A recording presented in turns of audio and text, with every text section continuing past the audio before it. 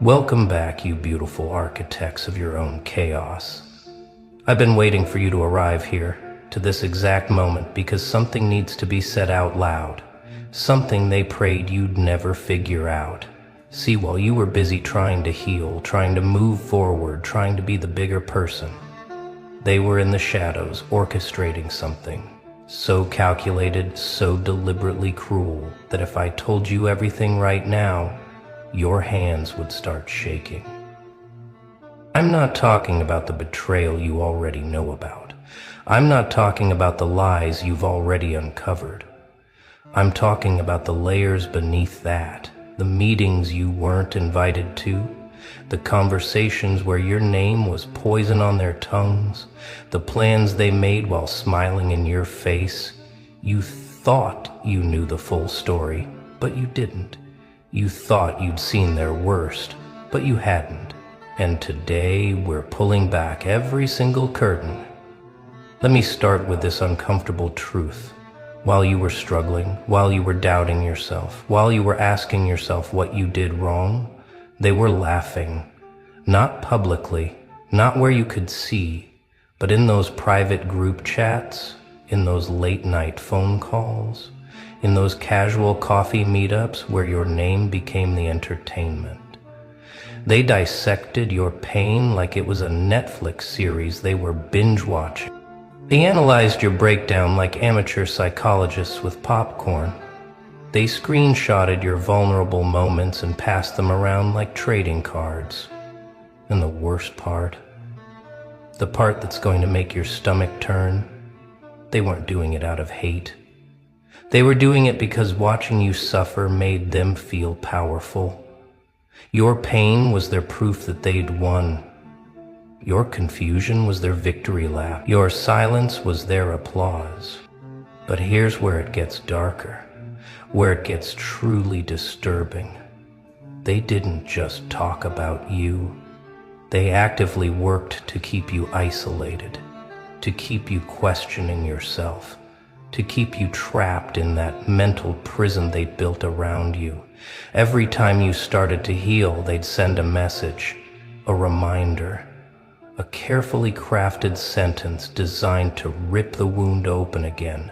Every time you started to find your footing, they'd spread another rumor, plant another seed of doubt, manufacture another crisis. And they did it so subtly, so strategically, that you blamed yourself for not being able to move on. You thought you were the problem. You thought your healing was taking too long. You thought you were too sensitive, too damaged, too broken. But the truth is, they were actively sabotaging your recovery because your healing threatened their narrative. If you got better, if you thrived, if you proved them wrong, their entire story would collapse. Now let's talk about the manipulation tactics they used, the psychological warfare they waged without you even realizing it was happening. They used something called covert antagonism, where they'd hurt you while positioning themselves as innocent, concerned, or even helpful. They'd ask how you were doing with that tone that suggested you were falling apart. They'd offer advice that was actually criticism wrapped in false concern. They'd bring up your past mistakes disguised as trying to help you learn from them. Every interaction was a trap. Every conversation was a minefield. Every text message was laced with subtext, designed to make you doubt your own perception of reality. And when you finally reacted, when you finally defended yourself, when you finally said enough, they'd play the victim. They'd tell everyone you were unstable, aggressive, unreasonable. They'd rewrite history so fast your head would spin. The person who spent months tormenting you suddenly became the innocent party who was just trying to be a friend. They wanted to find the weakness in you, the flaw they could exploit, the crack they could wedge open until you shattered completely. But here's what they didn't count on. Here's what their little psychological experiments failed to predict. You didn't break the way they wanted you to.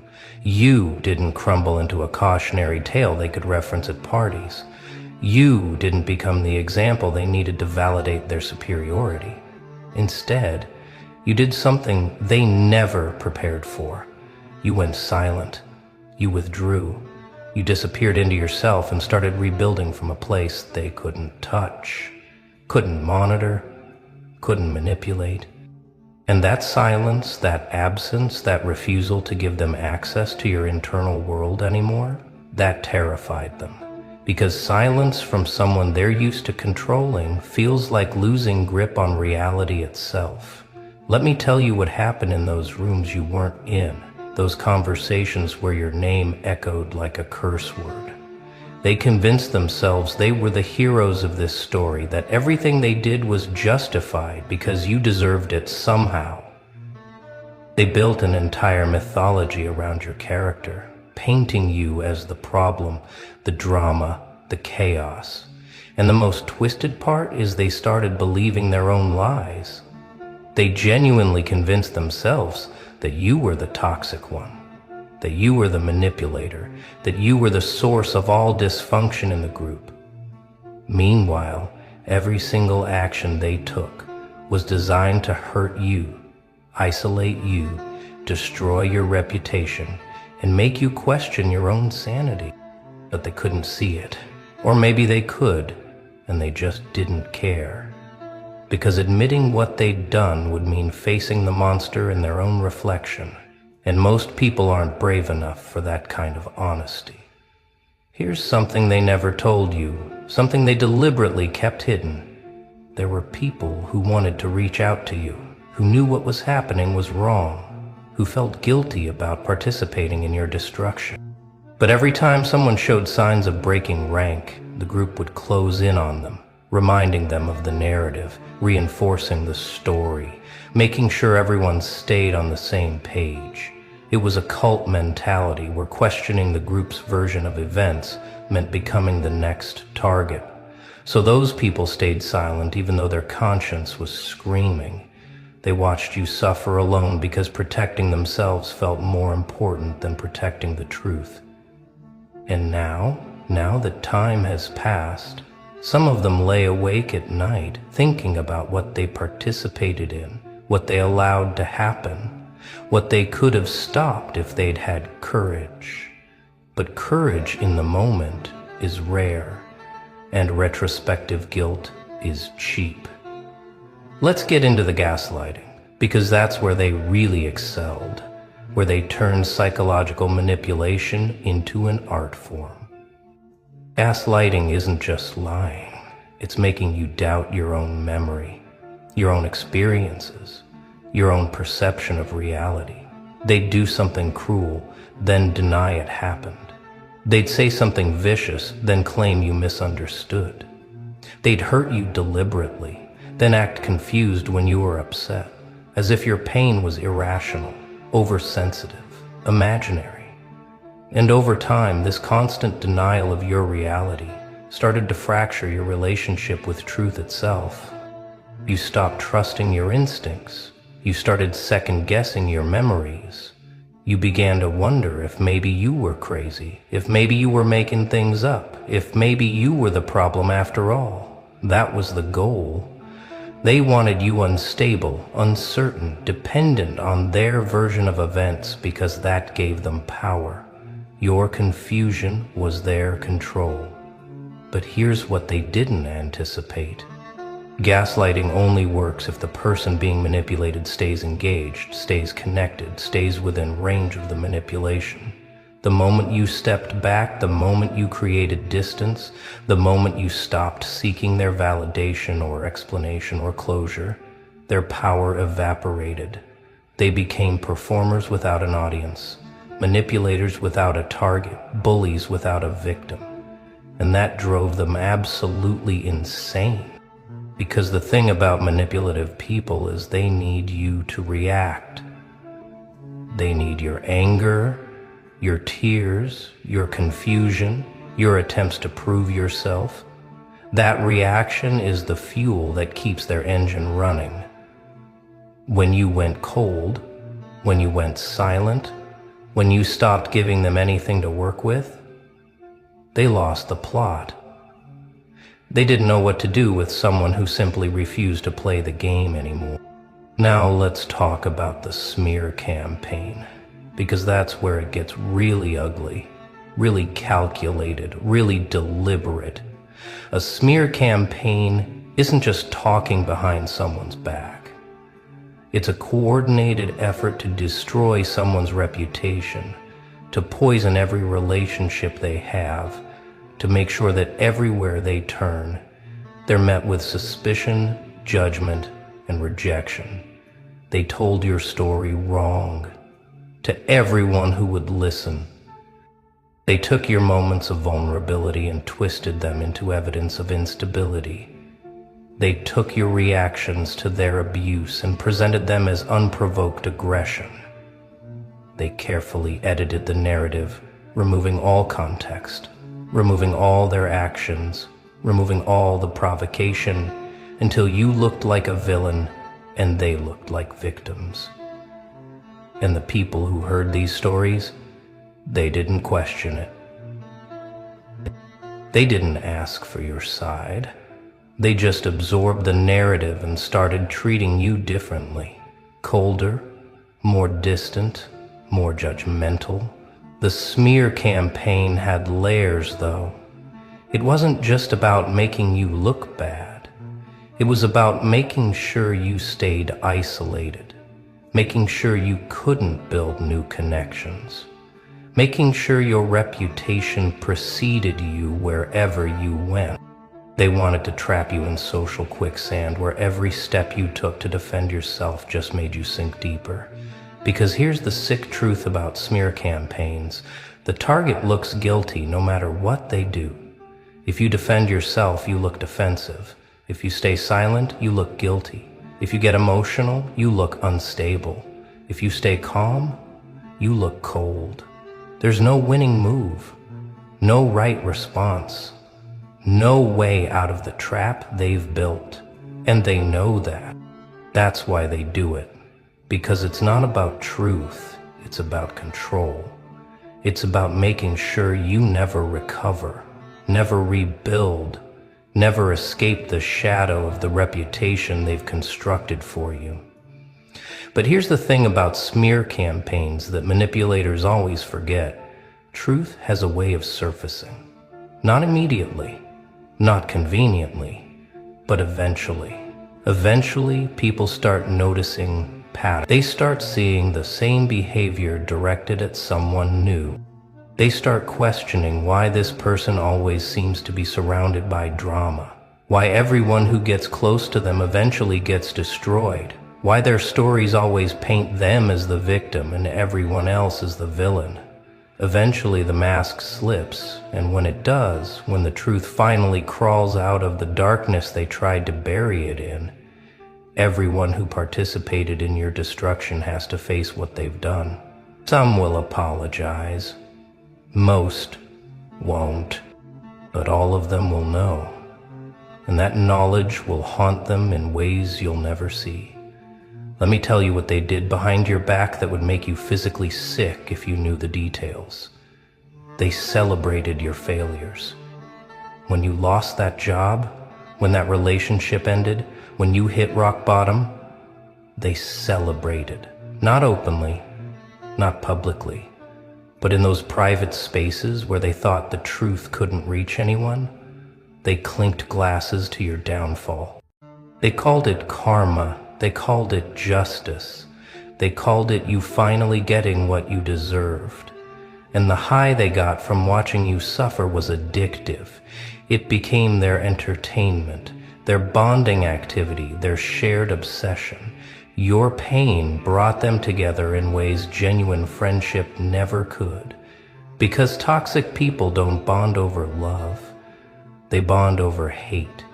They bond over a shared enemy. And you were that enemy, that focal point, that common cause that gave their shallow relationships meaning.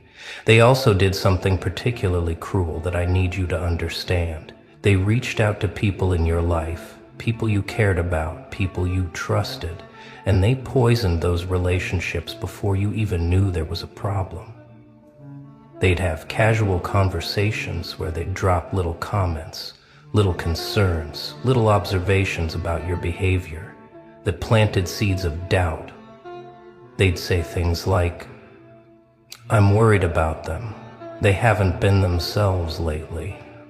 Or, "I don't know if you've noticed, but they've been acting really strange." Or, "I hate to say this, but I think they might be dealing with some serious issues." And these comments, delivered with false concern and manufactured worry, slowly eroded the trust other people had in you. By the time you interacted with these people again, they were already looking at you differently, already questioning your behavior, already primed to interpret everything you did through a lens of suspicion. And you had no idea it was happening. You just knew that suddenly people were acting weird around you and you couldn't figure out why. Here's another layer of betrayal that's going to sting. Some of the people who were closest to you, some of the people you trusted most, were feeding information back to your enemies. And some did that, and some didn't, and some didn't, and some didn't. They were double agents, pretending to be your friend while reporting your every move, your every word, your every vulnerability back to the people who wanted to destroy you. Every time you confided in them, thinking you finally had someone safe to talk to, they were screenshotting your messages, recording your conversations, taking mental notes to share later. Your pain was their currency. Your trust was their cover. And they played that role perfectly, maintaining the facade of friendship while actively participating in your destruction. When you eventually figure out who these people were, the betrayal will hit different. Because it's one thing to be attacked by enemies. It's another thing entirely to be sabotaged by people you loved. Now let's talk about the timeline. Because understanding when all this started will completely reframe your entire history with these people. You think the betrayal began recently, during whatever conflict or falling out you can remember. But the truth is darker. The seeds of this were planted long before you noticed anything was wrong. They were watching you with calculating eyes while you thought you were building genuine relationships. They were taking notes on your weaknesses while you were being vulnerable and authentic. They were planning their moves while you were trusting them completely. The betrayal didn't start when it became visible. It started in those quiet moments when you felt safe, when you let your guard down, when you believed you'd found your people. That's when they were gathering ammunition. That's when they were building their case. That's when they were preparing for the day they'd need to destroy you. The reason they waited so long, the reason they didn't strike immediately is because they needed you to trust them completely first. They needed you so deeply embedded in the relationship, so dependent on their validation, so convinced of their loyalty that when they finally pulled the rug out, the fall would be devastating. This wasn't impulsive cruelty. This was premeditated psychological warfare. They studied you like a subject, learned your patterns, identified your triggers, mapped your emotional landscape, and then used all that knowledge against you when the time was right. And the time became right the moment you posed a threat, the moment you started outgrowing them, the moment your light started shining too bright for their comfort. Because people like this can't handle being outshined. They can't handle watching someone they once felt superior to start leveling up. Your growth was their trigger. Your evolution was their declaration of war. Let's address the fake apologies, because some of them eventually reached out with what looked like remorse, but was actually manipulation, wearing a sorry mask. They didn't apologize because they felt guilty. They apologized because they needed to control the narrative, because they saw you moving on and thriving without them, because your absence was making them look bad. The apology wasn't for you. It was for their reputation. It was damage control. It was an attempt to rewrite history so they didn't look like the villain in your story. And the apology probably came with conditions, with explanations that somehow made it your fault too, with requests that you understand their perspective, with suggestions that maybe everyone was wrong, with pressure to just move on and let it go. But a real apology doesn't come with conditions. A real apology doesn't make excuses. A real apology doesn't try to share the blame. So when you received those words that looked like accountability but felt hollow, that's because they were. They were manipulation dressed up as healing. Here's something truly disturbing that I need you to understand about their psychology. They genuinely believe they're good people.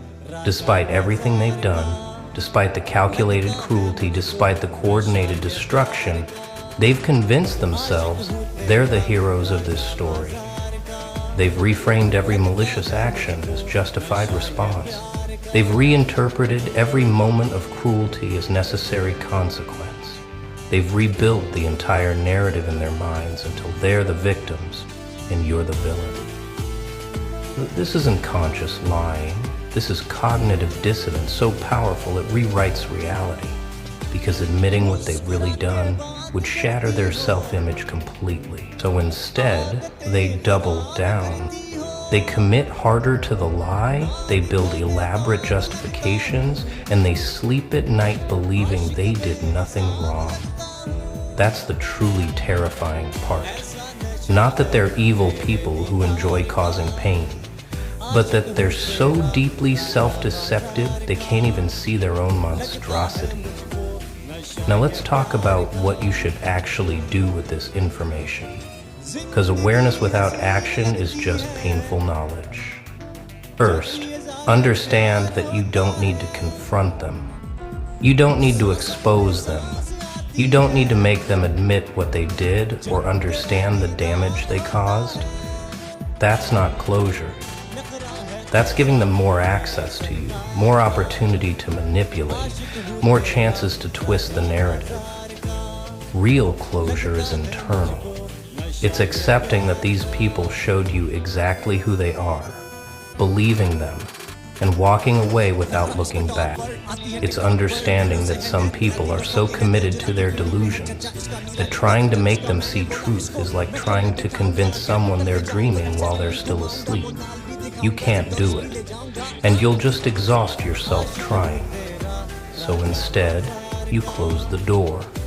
Not with anger, not with explanations, just with finality. You block them everywhere, like the title suggests, not out of bitterness, but out of self-preservation. Because every avenue of contact is an avenue for continued manipulation. Second, you need to grieve the relationship you thought you had, not the relationship that actually existed. You're mourning a fiction, a fantasy, a version of these people that never truly existed except in your imagination and their performance.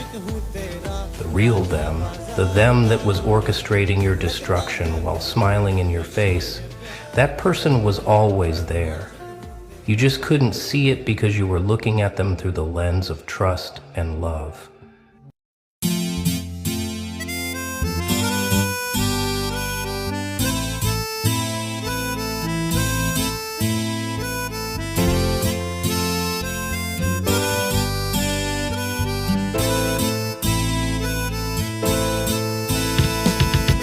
आशिक हूँ तेरा राजा बाजार का, लगता है मुझको नशा ये प्यार का।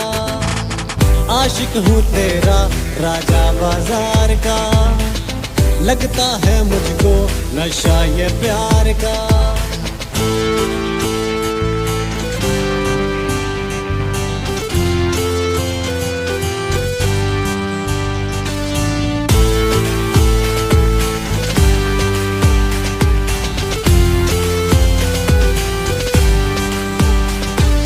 मुस्कुरा के बात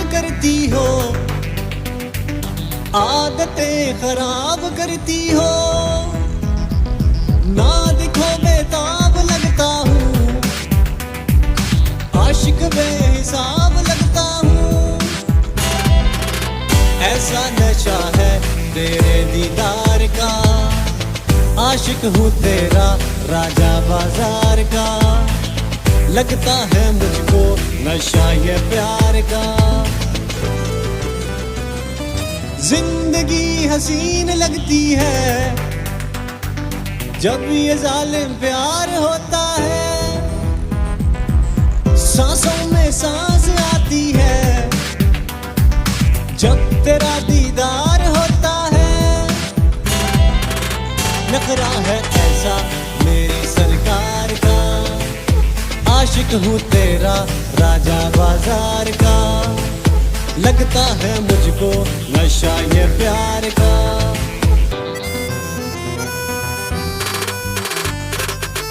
नखरा इसका टॉप पर आती है टिकटॉक पर, नैनो से है नैन मिलाती, लड़कों के है दिल जलाती, पिंडी में है चर्चा इसका, मीरा जितना खर्चा इसका। मैंने बोला इसको मेट्रो में बिठाऊंगा, कैपिटल ले जाऊंगा, F7 भी घुमाऊंगा, मोनाल भी दिखाऊंगा, सेंटोरस भी ले जाऊंगा। आशिक हूँ तेरा राजा बाजार का, लगता है मुझको नशा ये प्यार का।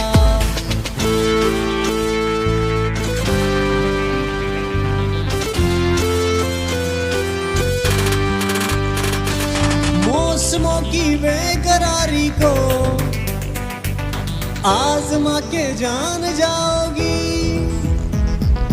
हिज्र की आजमाइश में एक दिन पहचान जाओगी।